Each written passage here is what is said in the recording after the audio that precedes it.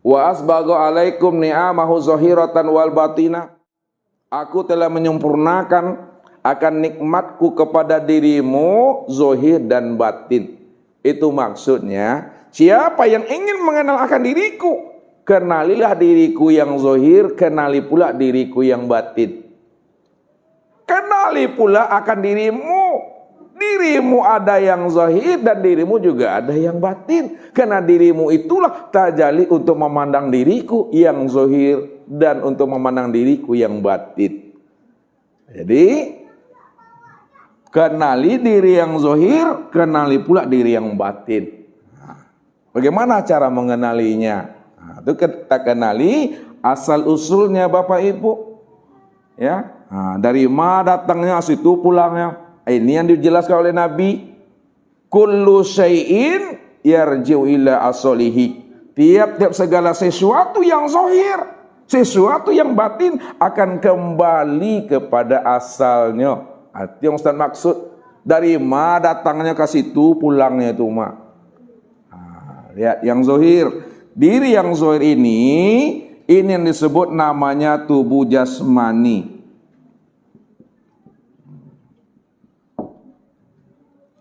Sedangkan diri yang batin disebut namanya diri yang ruhani. Tubuh jasmani ini dari mana asalnya? Prosesnya ini ada 6 Bapak Ibu. Ada 6. Yang pertama, ya, yang dijelaskan oleh Allah dalam surah Al-Mu'minun itu 12, 13, 14. Kata Allah apa? Walaqad khalaqnal insana min sulalatin min tin, summa ja'alnahu nutfatan fi qararin makin, summa khalaqnan nutfata 'alaqah fa khalaqnal 'alaqatan mudghah, fa khalaqnal mudghatan izama fa kasawnal izama lahma, summa ansa'nahu khalqan akhar fa tabarakallahu ahsanul khaliqin. Dan lihat, yang pertama kata Allah, aku ciptakan dirimu yang zahir itu berasal daripada sari pati tanah.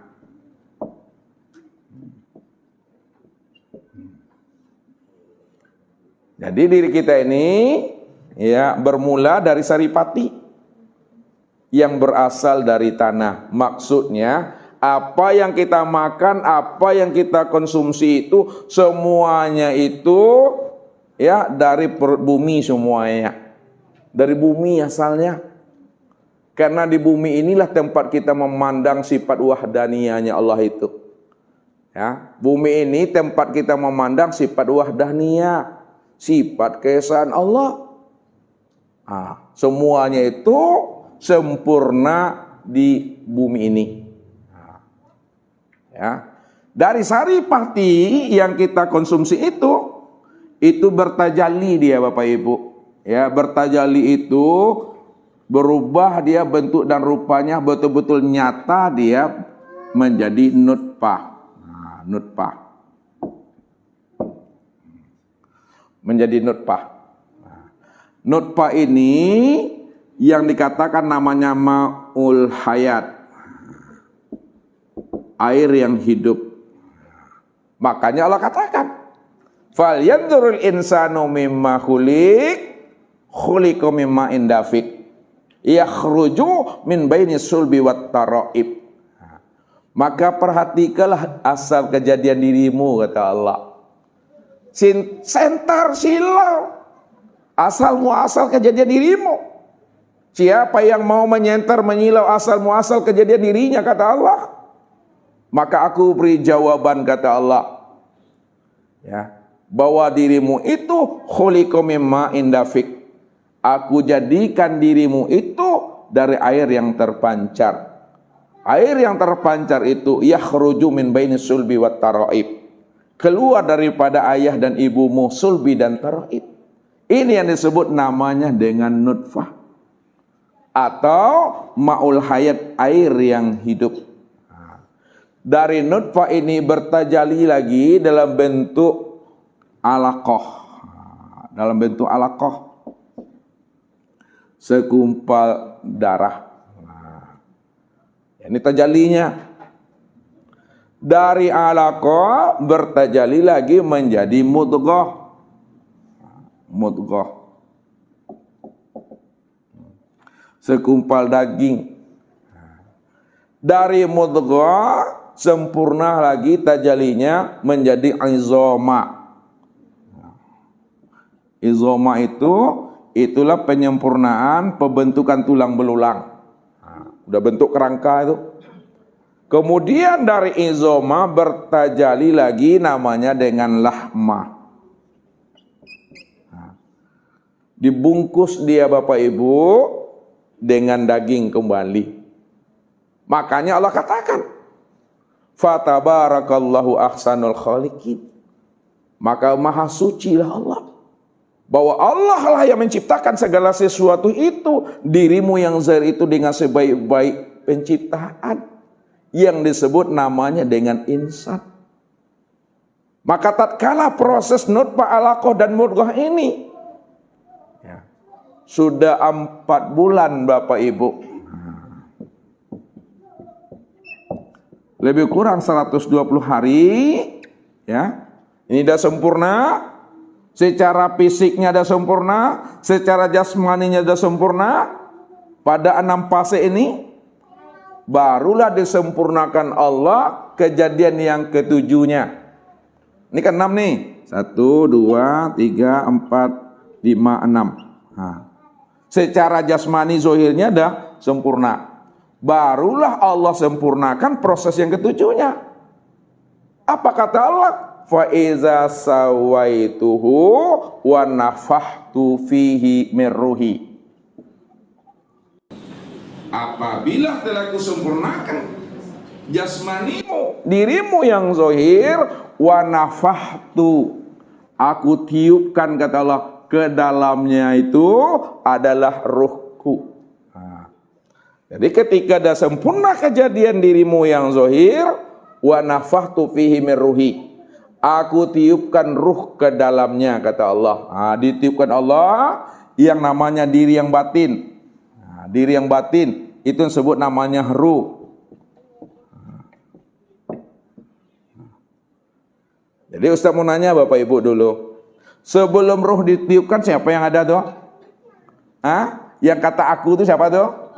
Allah semua Bapak Ibu. Allah nih sebelum ditiupkan itu Allah cuma di situ. Lalu aku tiupkan kata Allah. Kalau aku tiupkan itu asalnya dari mana tuh? Dari Allah. Itu ruh itu. Makanya ruh itu dikatakan rahasia wujud hu. Hu itu ya Allah. Roh rahasia, wujud, hu rahasia wujud Allah itu maksudnya. Allahu la ilaha illahu. Allah tidak ada Tuhan melainkan hu, dialah Allah. Jadi Allah tiupkan ruh. Sebelum masuk disebutlah namanya dengan ruh atau sirullah, rahasia Allah. Setelah ruh ini masuk dia ke dalam batang tubuh ini Bapak Ibu, maka bergantilah namanya ruh itu dengan nyawa. Bergantilah namanya dengan jiwa. Bergantilah namanya dengan napas. Bergantilah nama ruh itu namanya dengan kolbu. Bergantilah nama ruh itu dengan nafsu. Bergantilah namanya itu dengan amarah. Bergantilah namanya itu dengan lawama. Bergantilah namanya itu dengan mutmainnah. Bergantilah namanya itu namanya dengan akal. Bergantilah namanya dengan iman. Bergantilah namanya dengan arif billah. Bergantilah namanya itu dengan ikhtiar. Berganti namanya itu dengan sama. Berganti namanya itu dengan basar. Bergantilah namanya itu dengan kalam. Berganti namanya itu dengan ilmu. Berganti namanya dengan kudrat. Bergantilah namanya dengan iradat. Dan bergantilah namanya dengan hayat. Maka ketika ruh ini telah ditiupkan Allah ke dalam jasmani, maka namanya pun berganti sesuai situasi dan kondisinya. Kita lihat, ketika dia telah masuk ke dalam tubuh, maka disebut namanya dengan nyawa. Jadi nyawa itu dikatakan nyawa, Bapak Ibu, karena ruh ini telah meliputi sekalian tubuh dan memenuhi sekalian rongga tubuh. Nyawa namanya. Kapan ruh itu bernama jiwa? Ketika ruh itu telah memberi semangat dan spirit pada tubuh, disebutlah ruh itu dengan jiwa. Kapan disebut namanya dengan nafas? Pada saat ruh ini turun naik keluar masuk melalui hidung ini, maka disebut namanya dengan nafas. Kapan disebut namanya dengan qalbu atau hati? Ketika ruh itu sudah berkehendak, disebut qalbu namanya. Kapan disebut namanya dengan nafsu? Ketika ruh itu sudah berkeinginan, disebutlah namanya nafsu. Kalaulah keinginan itu condong kepada perbuatan jahat, maka disebut namanya amarah. Kalaulah keinginannya itu labil, kadang baik, kadang indah, kadang nampak bana ahli surgonya, kadang nyata puluh ahli nerakonya, baliang-baliang date buki, atulah wama namanya itu. Kapan disebut namanya mutmainah? Ketika dia telah tenang jiwanya, telah bermahabbah, telah bermusyahadah, telah liqa, itu mutmainah. Ini yang jiwa yang salim tuh. Kapan disebut namanya akal? Ketika dia telah berpikir. Kapan disebut namanya dengan iman? Ketika dia telah yakin dan percaya. Kapan disebut namanya arif billah? Ketika dia telah mengenal Allah. Kapan disebut namanya dengan ikhtiar? Ketika dia telah berusaha. Kapan disebut namanya sama? Ketika dia mendengar. Kapan disebut namanya dengan basar? Ketika dia sudah melihat. Kapan disebut kalam? Ketika dia telah berkata. Kapan disebut ilmu? Karena dia telah memahami. Kapan disebut kudrat? Karena dia telah kuasa. Kapan disebut iradat? Karena dia sudah berkeinginan. Kapan disebut hayat? Ketika dia telah hidup. Ini ruh itu Bapak Ibu. Jadi ruh itu setelah masuk ke dalam batang tubuh, bergantilah namanya sesuai dengan situasi dan kondisinya Bapak Ibu. Lalu yang diganggu oleh jubili itu Bapak Ibu, yang diganggu oleh jubili, diganggu oleh setan tuh Bapak Ibu, aku jiwawa. Nah ini yang Allah katakan, fa'alhamaha fujuraha wa taqwaha. Aku sudah ilhamkan ke dalam jiwamu sifat fujur. Fujur itu sifat nar. Sifat nar itu sifat iblis, sifat pangarengkang tuh. Wa taqwaha, dan aku juga ilhamkan ke dalam jiwamu itu sifat takwa, sifat nur. Itulah sifat malaikat, sifat patuh dan penurut Bapak Ibu. Jadi kalau kita pandai menjaga kebersihan dan kesucian jiwa itu Bapak Ibu, supaya jiwa itu tidak diganggu oleh iblis, oleh dunia dan nafsu, maka pada saat ruh itu lepas, dia kembali kepada Allah, maka yang dipanggil itu adalah jiwa yang mutmainnah. Ini jiwa yang mutmainnah dipanggilnya. Ya ayyatuhan nafsul mutmainnah. Jiwa yang mutmainnah. Jiwa yang tenang, jiwa yang telah arif billah. Ya, dikatakan mutmainnah karena dia itu sudah arif billah. Irji'i ila rabbiki radiyatan mardiyah. Kembali kamu kepadaku, kata Allah.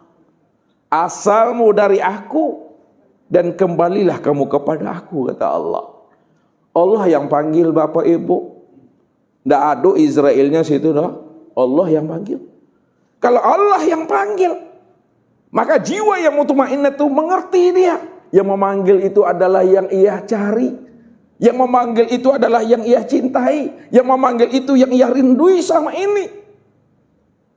Maka bagi dirinya itu adalah satu nikmat dan karunia yang terbesar, Bapak Ibu. Nikmat yang terbesar, lebih tinggi lagi daripada nikmat surga. Itu adalah nikmat berlikok, bermanja-manja dengan Allah setelah kita berjumpa dan bersua dengan dirinya, Bapak Ibu.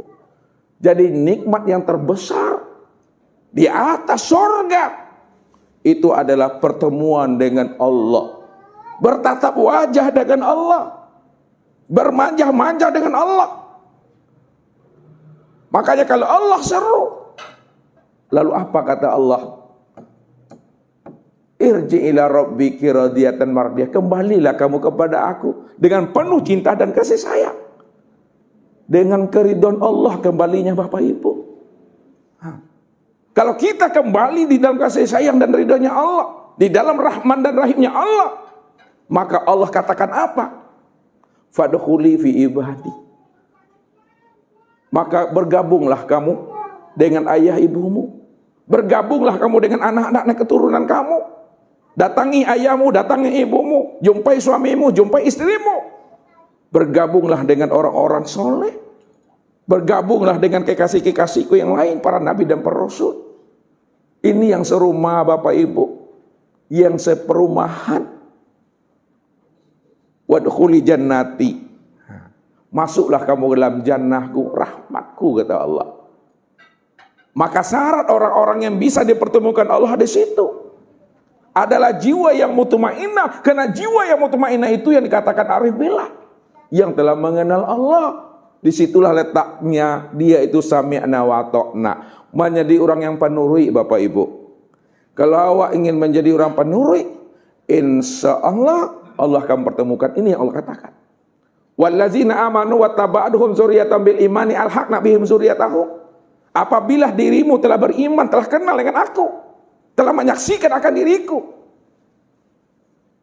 Dan apabila ayah ibumu sudah beriman, suami istri telah beriman, anak cucu dan menantumu beriman, jamaahmu beriman, ustadzmu beriman, istiqomah di dalam keimanan sampai habisnya usia umurnya, kata Allah, alhaqna bihim dzurriyyatahum. Maka aku sendiri yang akan mempertemukan kalian semua di dalam surga menjadi satu keluarga yang utuh kembalinya, Bapak Ibu.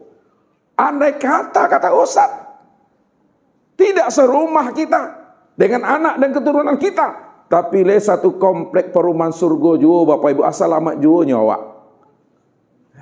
Ini yang dikatakan keluarga robbani itu. Makanya kalau kita ingin dipertemukan Allah, di dunia inilah kita mesti menuntut ilmu, mencari guru. Maka carilah guru yang telah berjumpa dengan Allah. Kalau kita telah berjumpa dengan guru dan mursyid, yang mana diri telah berjumpa dan bersua dengan Allah, dipastikan Bapak Ibu dan jamaahnya juga telah berjumpa dan bersua dengan Allah. Karena gurunya telah berjumpa dengan Allah.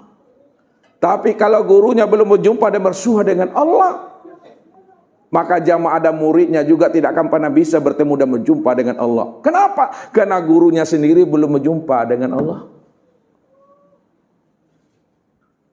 Maka carilah yang betul-betul mursyid pewaris Nabi, mursyid pewaris Allah. Karena itu yang akan menghantarkan kita bagaimana kita bisa wusul dan liqo dengan Allah. Ini Allah katakan.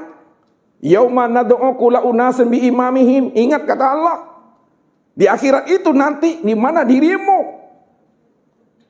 akan dipanggil sesuai dengan imamnya masing-masing, sesuai dengan gurunya masing-masing, sesuai dengan mursyidnya masing-masing.